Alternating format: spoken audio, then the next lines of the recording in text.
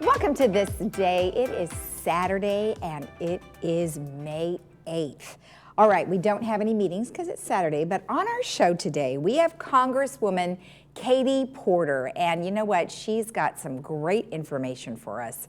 And she just always is a wealth of information, is doing so much for our seniors. So she's got a lot to say. And then we have Amazing Hearings, Ann Mundell Noel. And as you know, she's always another wealth of information regarding our hearings. So she's going to go over a lot of things for us there. Okay, the COVID vaccine registration is still intact, and you can register at othina.com. And you're going to want to make sure that you register to find a vaccination time frame. And they will be closing those sometime in early June, but they will have more availability at things like vaccinefinder.org, where you can get your vaccine at many of the grocery stores and also pharmacies in the area. Okay, our movie, I'm going to do the movie a little early today. We have a great movie for you today called Mother's Day. And of course, it's in honor of Mother's Day, which is tomorrow. So happy Mother's Day to all of you mothers out there in the village. You can catch this Mother's Day movie at 2 p.m. with subtitles, 6 p.m. without subtitles, and that is sponsored by Advanced Ear Care. So take a look at that and enjoy your Mother's Day. All right, let's take a look at our weather. It's looking quite nice for the weekend. We are looking at some cloudy skies in the morning, as we normally have been this past week. But today we're looking at 72-54 with partly sunny skies, 71-50 for tomorrow, and Monday, partly cloudy, 70-50. If you are traveling in the state of California for this Mother's Day weekend, beaches are 66-56, Santa Barbara 66-54, San Diego 67-58, High Sierras 62-34, Big Bear 66-36, Mammoth 62-30, and Palm Springs 96-65. All right, when we come back, we will have Katie Porter, so stay tuned.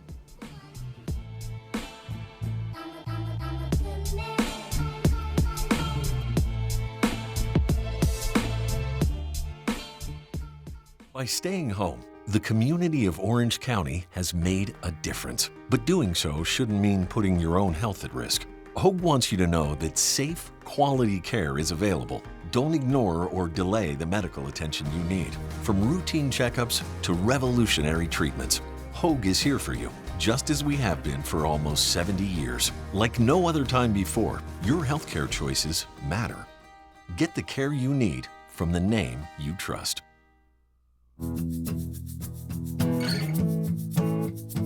Welcome back. Well, today I am joined by Katie Porter, who is always a breath of fresh air with lots of information, especially for our seniors. So, Katie, thank you so much for joining me. How are you today? It's great to be back with you in the Laguna Woods community. Well, you always have such great information, so I really appreciate it. Now, you are going to be holding a town hall for a very important subject matter. Can you tell me a little bit about it? Yes, May 15th is National Senior Fraud Awareness Day. And as a longtime consumer advocate, one of the things I have seen is that absolutely nobody, regardless of their age or their political views or where they live, likes to feel scammed or ripped off. So May 15th is the day set aside particularly to educate seniors and to try to combat predatory scams and things that target the elderly. So our office is having a town hall at 11 a.m. on May 15th, and it will be a virtual event, and we'd love to have people come and listen. You know, what are some of the main fraudulent things? Is it still Social Security, or are there others now? We definitely see continued Social Security scams. We also see a lot of Medicare fraud. And this is not necessarily by the seniors themselves, but the fraud is being committed against taxpayers. and sometimes different medical providers or others. So there's a wonderful program called the Senior Medicare Fraud Patrol. And we did a town hall earlier in the pandemic talking about what this patrol can do, but it's basically a group of citizens who are specially trained to help watch out for Medicare fraud. Another big area of concern is with this pandemic itself, we have seen some kinds of fraud spring up specific to the pandemic. People saying that if you pay them, they'll help you get your $1,400 check. Or if you pay them, they can locate you a vaccine right away. And so anytime that we have any kind of new government program or government assistance, unfortunately, we often see scams cropping up with that. Yeah, it's just a shame, the amount of time and effort that they put in make these things seem so legitimate. And our poor seniors are the ones that are targeted because you never know. They're afraid, they're frightened. Oh my gosh, they want to get the vaccine ahead of anyone else. So absolutely, these things are terribly frightening. And one thing I want to emphasize, Lisa, is that, I think one of the things that happens when we get scammed is we often feel embarrassed. We think, oh, I should have known. These scammers can be very, very sophisticated. And so one of the things I want to encourage people is if you've been scammed or cheated, speak up. Call the California Attorney General, call the Orange County District Attorney, report it to the Consumer Financial Protection Bureau or the Federal Trade Commission, because you are helping to stop somebody else from getting ripped off. So not only are you trying to make it right for yourself, but you're trying to right it for everyone else. And so I really want to encourage people, it can be difficult, even if you do your due diligence, to avoid these kinds of scams. But instead of feeling bad for yourself, fight to help the other person avoid having that happen to them. That's really an important issue is because I think there have been people who have been taken advantage of, but they don't want to call, not because of embarrassment, but because they think, oh, mine isn't that big of a deal. And that's concerning to me, because if they all think like that, then no one will call. Well, and this is the biggest problem we have. We actually have pretty strong laws to prevent consumer fraud in this country, but it's massively underreported and underprosecuted. And one of the reasons is people feel bad. I mean, I'm an expert on consumer law. I literally wrote a book, a 900-page book on consumer law, and I've been ripped off. It can happen. Bad decision-making, pressured sales tactics, lack of information. So I just want to say to everyone, if this happens to you, if you think you've been a victim of a fraud, if you're not sure if something's legitimate or not, take the time to investigate it and report it, because you're not only helping yourself, you're helping our whole community. It's part of being a good citizen. Do you think that, for instance, if they do report it, those that they're reporting to, maybe federally or just even locally, do you think there's enough people to handle these situations because they're so prevalent? Well, we definitely see that a lot of agencies wait until there are 4 or 5 reports, or 7 or 8 or 10 or 12, because often if it's just one person, they think, well, maybe that person was, confused or didn't understand the situation. That's why it's so important to report, because what we see is when we start to see a couple dozen consumers reporting, then someone begins to investigate and take action. And particularly with regard to financial scams, the Consumer Financial Protection Bureau, postal services, also we have Postal Inspector General, we even have a postal police. So if you're scammed by mail, you can let your postmaster know or your post office know. But I do think if enough people speak up, there is an effort to take action and protect consumers. Oh, that's good to know. So definitely make sure that they do that. Now, you also have, you're doing things on social media as well. Tell me about those. Yep, so we've been doing a series of events throughout the pandemic. I really miss in-person town halls. I'm very glad we're starting to see vaccinations go up, and thank you to everyone who's gotten vaccinated. But in the meantime, and throughout the pandemic, we've been doing a lot of virtual events, which can also be nice because they can reach people who maybe can't drive, who are mobility impaired, or who just don't want to leave their house that day. So a couple of them that we've done particularly of interest to seniors, we did a wonderful town hall discussion. You can find it online about food assistance for seniors, talking about what our Meals on Wheels and our Live Well senior services do. And we've seen a spike in people needing help with food during the pandemic.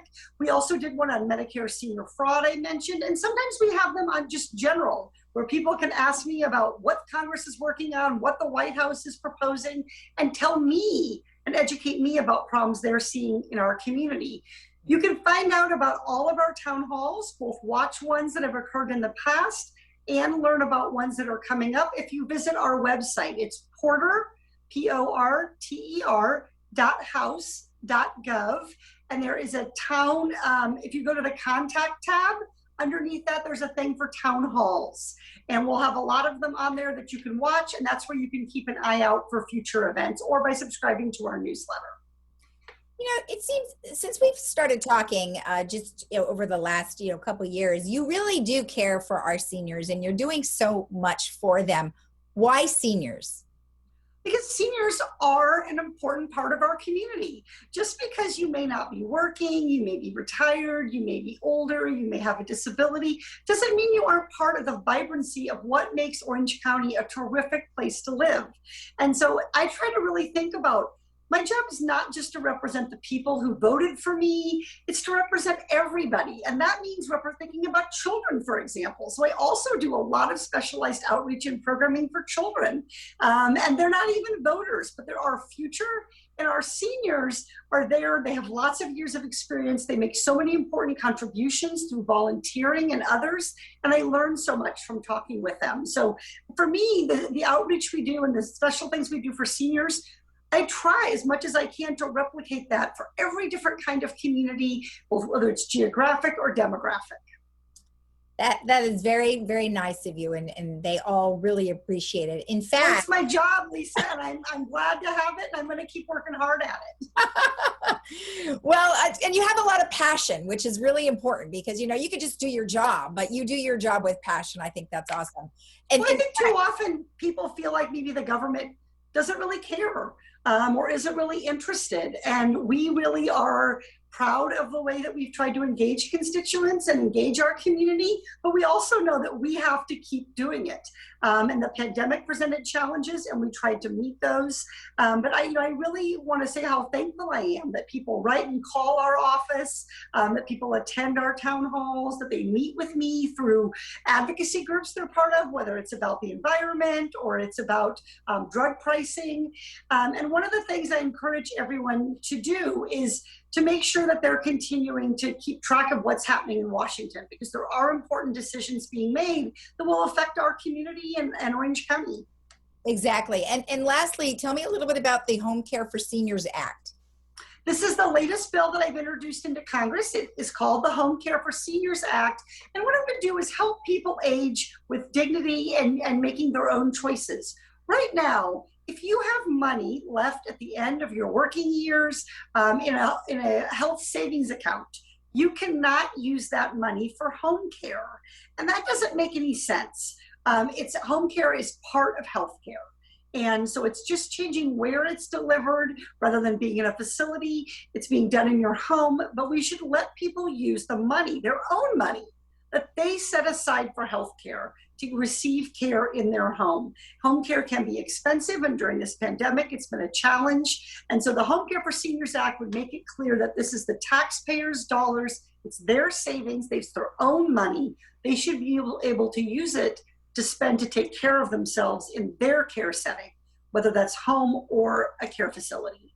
Ah, that's a good one. That's a great one because, sometimes the money does just go to waste and you don't want that to be the case. So that's awesome. And none of us can predict exactly what we're going to need or exactly our situation. So the goal is really to let the money work to help heal the person, help them recover. Exactly. Well, as always, thank you so much. Absolutely. Thank you. You're welcome. And good luck with all your town halls. And we'll be right back after this.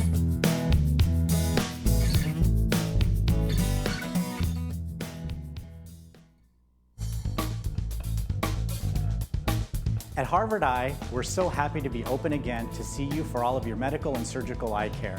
We're taking great care to protect everyone from COVID-19 by seeing fewer patients, spacing out chairs in the lobby, sanitizing our office constantly, and doing much more. The world is changing a lot, but what hasn't changed is we're honored by your trust and confidence and committed to keeping you safe. We can't wait to see you again.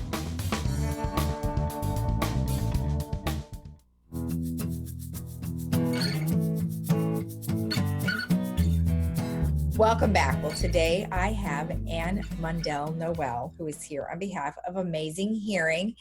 And Ann, you always have a great subject matter for us, and today is no different. Welcome to our show. Thank you, Lisa. I really enjoy being here. You always have such great information, and each time we learn something new.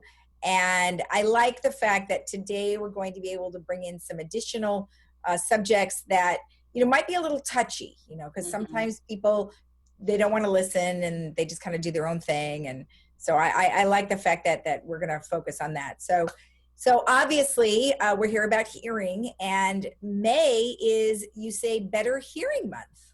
Yeah, it is a month to focus on our hearing health. So we're excited about that. Okay, good. So what are some of the things that we can do to make sure that our hearing is in tip-top shape? Well, what I would like to do is I'm going to start out with just a brief overview of how hearing works, just to give everybody a refresher for those people who may have forgotten. But basically, there's 4 parts of our ears. So we have that outer ear, which is the ear canal up to the eardrum that kind of collects the sound. So if you were to have wax in your ears, that could be a barrier for sound in the outer ear. The next section is the middle ear, and those are those 3 little bones and your eustachian tube that goes down into your throat. And that is the area where you could have pressure in your ears. If you go up in an airplane, you go scuba diving. If the tube in your ear is not working well, you can get some pain. If little children have fluid behind their eardrums, that's the area that can cause that temporary hearing loss. So that's the middle ear. Then the next area is the thing that looks like a snail, and that is the inner ear. And that's actually where the electrical impulses of sound take place, and they then send the signal up to the brain, which is the 4th area that we're looking at there. So really, what we're looking at when we check hearing is we go from the outer ear, making sure it's clear, through the middle ear to the inner ear, and then the signal is sent up to the brain. And the left side hears, and it goes to the right side of our brain, and the right side hears, and it goes to the left side of our brain. And then in real time, the 2 sides tell each other what's going on. So the whole idea behind hearing is to get the cleanest, clearest signal up to the brain, okay? Right. So when we have hearing loss, there's been a change in the signal coming to the brain. So it could be from wax, it could be from fluid behind the eardrum, but what we're going to focus on today is the inner ear, where the hearing loss is a permanent thing, usually due to aging and blood flow. Oh, okay, good. So the effects of hearing loss, do you want to talk about that right now? Sure. So what happens is if the signal that's going up to the brain is not complete, for any of the reasons, but mainly because of hearing loss due to aging, where the little hair cells get broken, the blood supply gets cut off as we get older, then the little hairs don't give the brain a complete signal. And so what happens then is if it's not complete, then you have to work harder to try to hear what people are saying. So think of it like in terms of vision, because people can relate to that very easily. If I have a visual stimulus and I have only 80% opacity and I take a percentage away, you can still make out the picture, but it's just not as clear. You don't get the detail. And what happens with hearing loss is over time, the details become less and less. So then people start having to use sentence structure and intonation and inflection and visual cues in order to try to fill in the gaps that they're not hearing clearly. So then we have to work harder. We misunderstand words. We start saying, did you say me or did you say me? Did you tell me to pick up the fish or pick up the dish? They're both sitting on the table. Oh, I'm not sure which one you wanted. So as we start to have hearing loss, we start to have more effort and energy being put in. But in addition, we also have balance problems. We have trouble localizing and determining where a sound is coming from. We're not as alert. We don't have as much sharpness because we're a little bit in like a mental fog, but it's because the brain isn't getting the complete signal.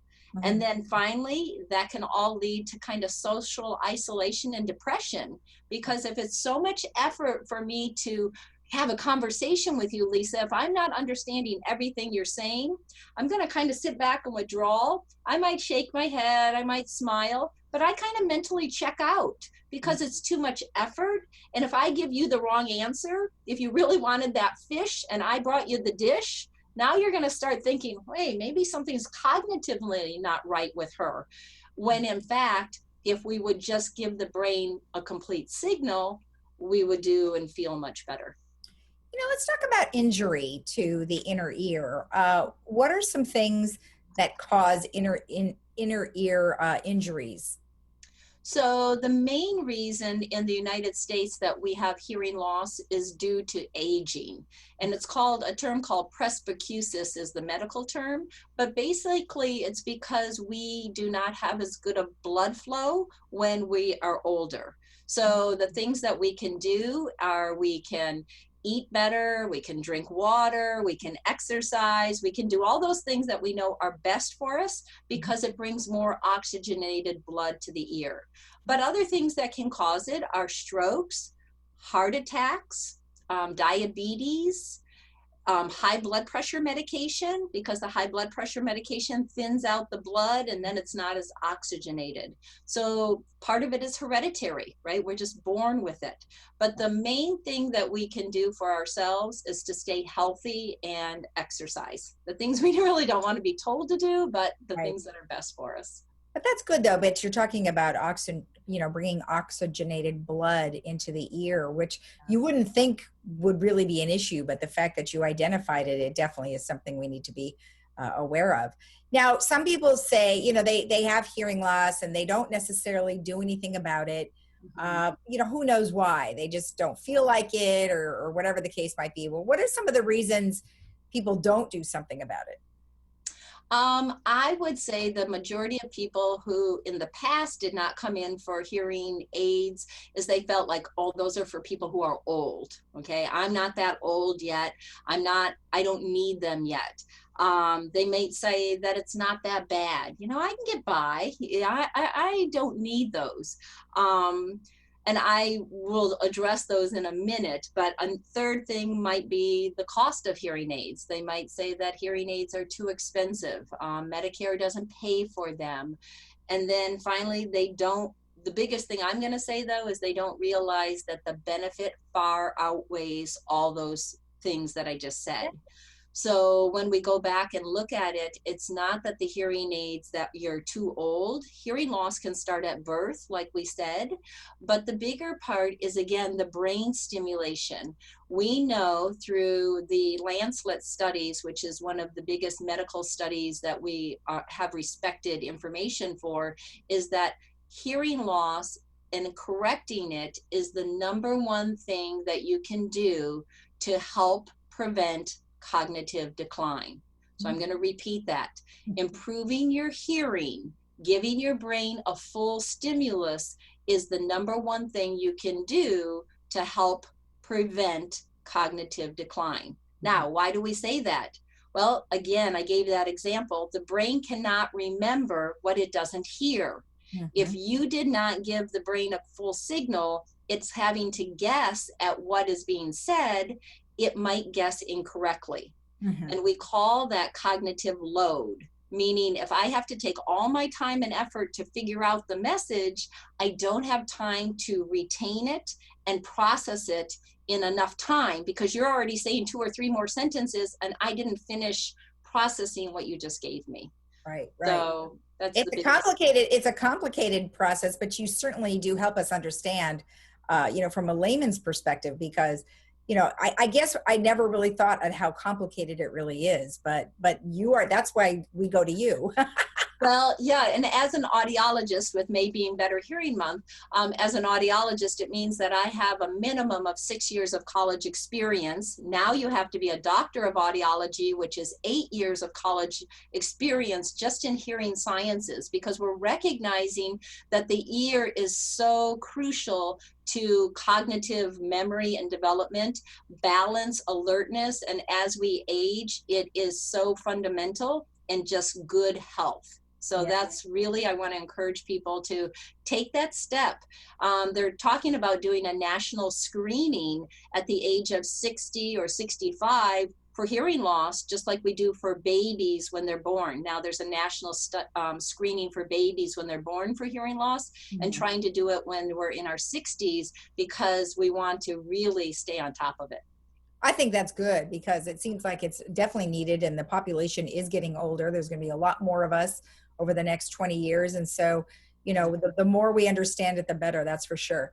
Let's talk about some hearing aid materials and different kinds of things that people should do when they're thinking about coming in for a hearing aid.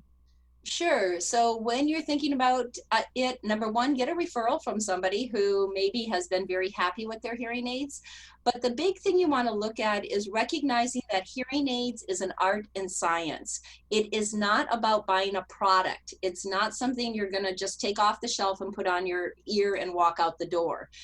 Wearing a hearing aid and fitting it properly is more like physical therapy. We're going to fit it to where you're at currently, and then we're slowly going to work with you over 4 to 6 weeks to get the hearing aid to be accepted and used, because there's no reason that you should buy a hearing aid and put it in a drawer or stop using it, because it's ludicrous. So you think, well, why did people do that? They did it because they started out with good intentions. They wanted to help themselves, but then they said, well, it doesn't give me that much benefit. It's not that good.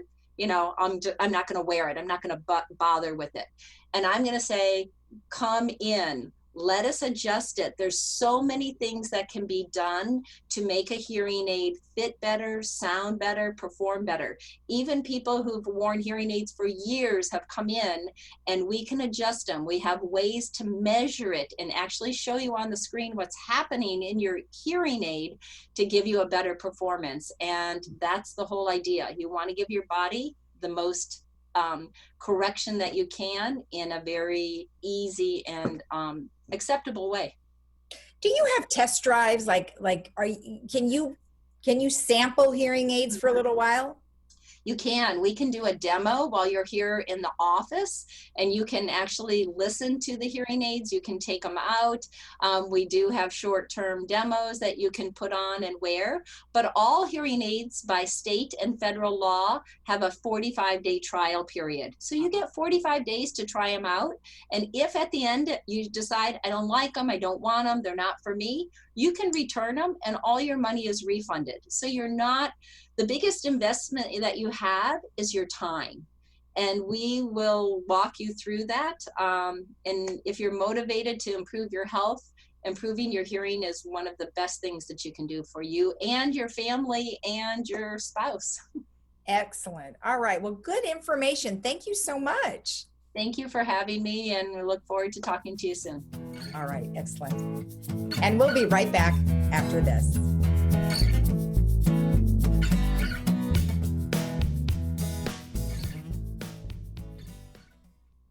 It's time to get more out of your hearing. Whether you're considering hearing aids for the first time or you've been wearing them for years, it's time for more. Oticon's More Hearing Aid with deep neural networking is a game changer. Join audiologists Ann Mundell-Noel and Dr. Laura Hunt at Amazing Hearing, located in the Trader Joe's Center. We have special offers and incentives through the end of the month. Call today to schedule your free consultation. It's time for more.